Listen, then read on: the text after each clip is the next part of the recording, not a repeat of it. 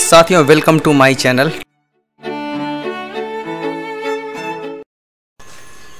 साथियों, इस वीडियो में मैं आपको दो फार्मूला बताऊंगा। वो है एक एवरेज, ठीक है, और दूसरा है काउंट, ठीक है। सबसे पहले चलिए मैं यहाँ पर कुछ डेटा एंट्री कर लेता हूँ। ये मैंने कुछ नंबर डाला, तो मैं चाहता हूँ कि H2 से H7 तक, ठीक है, मैं चाहता हूँ इन सब का एवरेज निकालना। और एवरेज मैं चाहूँ तो इसके जस्ट नीचे निकाल सकता हूँ, थोड़ा मैं इसको बढ़ा ले रहा हूँ, या जिस सेल में चाहूँ वहाँ भी निकाल सकता हूँ, ठीक है। तो थोड़ा सा हम इसको बड़ा कर लेते हैं जिससे आपको दिखने में अच्छा कंफर्टेबल रहे आप, ठीक है। थोड़ा मैं बड़ा कर लिया। तो मान लिया हम एवरेज यहाँ पर लिखना चाह रहे हैं, एक मिनट, इस सेल में हम एवरेज का वैल्यू डालना चाह रहे हैं।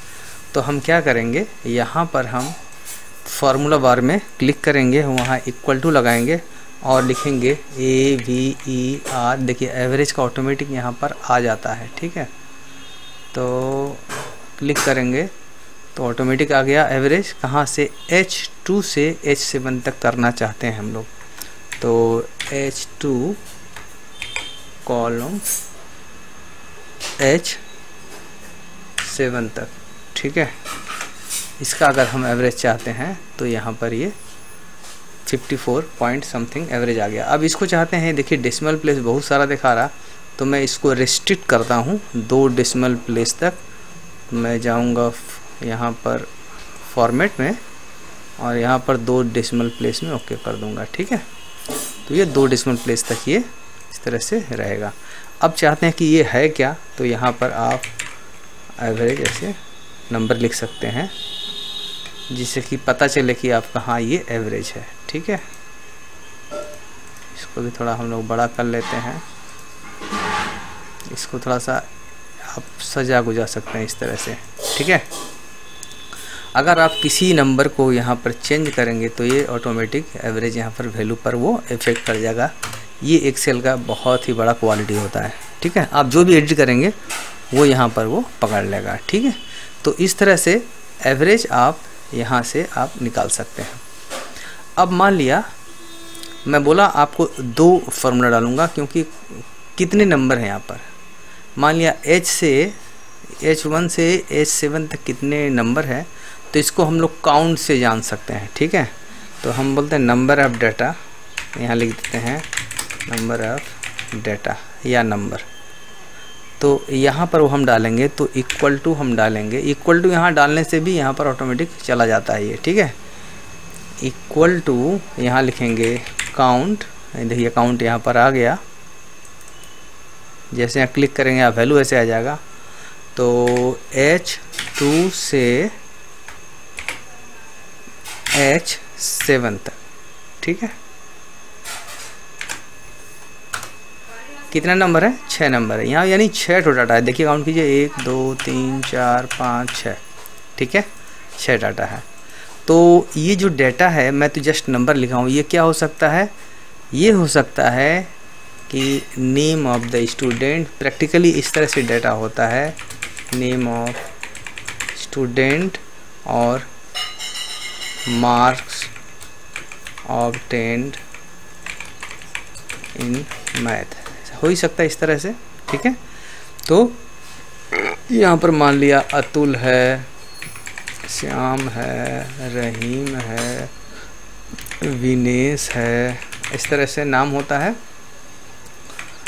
अक्की है, जॉन है, इस तरह से। साथियों, अब आपको बताऊंगा काउंट के बारे में। उसके पहले मैं यहाँ पर कुछ डाटा डाल लेता हूँ जिससे आपको समझ में आए। ये मान लिया H3 से, मैं थोड़ा इसको बड़ा कर लेता हूँ, H3 से H9 के बीच में मान लिया, या H10 तक हम ये काउंट फंक्शन देखना चाहते हैं। काउंट फंक्शन बहुत ही उपयोगी फंक्शन है साथियों। मैं इस सेल में काउंट फंक्शन डाल रहा हूँ। तो इसके लिए सबसे पहले आप इक्वल टू का निशान लगाएंगे, जैसे यहाँ पर ये फॉर्मूला बार इक्वल टू लगा दिए। उसके बाद आप लिखेंगे काउंट, ठीक है। जैसे ये लिखेंगे काउंट यहाँ पर आ जाता है, यहाँ डबल क्लिक कर दीजिए, आ गया। अब मैं H3 से H10 तक देखना चाहता हूँ, तो यहाँ पर मैं रेंज दूंगा, एक मिनट पहले तो H3 कॉलन H10, ठीक है। अब क्या पे यहाँ पर जितना ये डेटा है वो यहाँ पर ये बता देता है कि यहाँ पर कितने डाटा आपका एंट्री है, ठीक है। आप देख लीजिए 1 2 3 4 5 6 7 डेटा है। अगर मान लिया यहाँ पर कोई डाटा मिस हो जाता है तो आपको यहाँ पर देगा 6 ही डेटा है, ठीक है। तो ये सब कब आपको काम आएगा, जैसे मान लिया किसी क्लास में 50 स्टूडेंट हैं और आपका उनका मार्क्स दिया हुआ है एक कॉलम में, तो 50 स्टूडेंट का 50 मार्क्स होना चाहिए। तो वहाँ पर चेक करने के लिए ये काउंट फंक्शन बहुत काम आता है, ठीक है। अगर मैं यहाँ पर जो भी था एक डेटा डाल दिया तो 7 हो गया, और मैं कुछ बढ़ाता हूँ तो भी यहाँ पर एक डेटा बढ़ जाता है, 8 डेटा हो गया यहाँ पर, ठीक है। यहाँ पर 65 डालता हूँ, 8 डाटा, ठीक है। तो ये काउंट फंक्शन का प्रैक्टिकल यूज यही है कि कोई भी मैंने जो कॉलम है या रो है उसमें हम ये कितने डेटा डाले हुए हैं उसमें वो काम आता है। जैसे अब मान लिया यहाँ पर हम रो में डाल के दिखाते हैं, जैसे मान लिया A2 से K तक, ठीक है। ये मैं डेटा डाल रहा हूँ A2 से K2 तक। तो यहाँ मैं डाल के देख रहा हूँ ये फंक्शन कैसे काम कर रहा है। तो या मैं यहाँ पे डाल दूँ, मान लिया A में कुछ डाटा डाला, उसके बाद में यहाँ पर मैं ये 5 डाटा डाला हूँ और मैं इसका काउंट फंक्शन मान लिया यहाँ पर देखना चाह रहा हूँ। तो मैं यहाँ इक्वल टू साइन लगा रहा हूँ, काउंट लिख दिया, ठीक है। यहाँ पर डायरेक्ट डबल क्लिक कर दीजिए। तो यहाँ पर मैं लिख रहा हूँ A2 से मैं यहाँ पर देखिए E2 तक है, ठीक है, E2 तक। ये मैं काउंट फंक्शन देखना चाह रहा हूँ कि कितने डाटा है।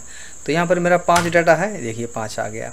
तो चाहे आपको कॉलम में देखना हो या आपको रो में देखना हो, दोनों ही कंडीशन में ये बहुत ही उपयोगी फंक्शन है। ये इसका कुछ जब बाद में आपको प्रैक्टिकल यूज़ दिखाऊंगा तो आपको और भी बेहतर लगेगा कि कैसे काउंट फंक्शन कितना हेल्पफुल होता है, ठीक है साथियों। तो इस तरह से हम लोग काउंट का यूज़ कर सकते हैं। आगे जब मैं वीडियो आपको बनाऊंगा एक्सेल का तो इस सब का इस्तेमाल दिखाऊंगा, सारे फंक्शन का, सम, एवरेज, काउंट, कैसे हम जब एक कम्प्लेक्स कोई डेटाबेस बनाते हैं तो वहाँ पर जब भी आप अगर डेटा साइंस सीख रहे हैं तो साथियों आप याद रखिए आपको एक्सेल का बहुत ही अच्छा जानकारी होना चाहिए, ठीक है साथियों, ठीक है। इसके बाद मैं एक दूसरा वीडियो बनाऊंगा तो जितना भी बेसिक फंक्शन पहले एक्सेल का है वो मैं आपको सिखा दूंगा। उसके बाद में जब आपको एक एक प्रोजेक्ट बनाऊंगा प्रैक्टिकली तो आपको समझ में आएगा ये जो छोटे छोटे फंक्शन हैं इनका उपयोग कैसे करते हैं और कितना ये इनका एडवांटेज है एक्सेल में, ठीक है साथियों। तो वेट कीजिए दूसरे वीडियो का। Thank you.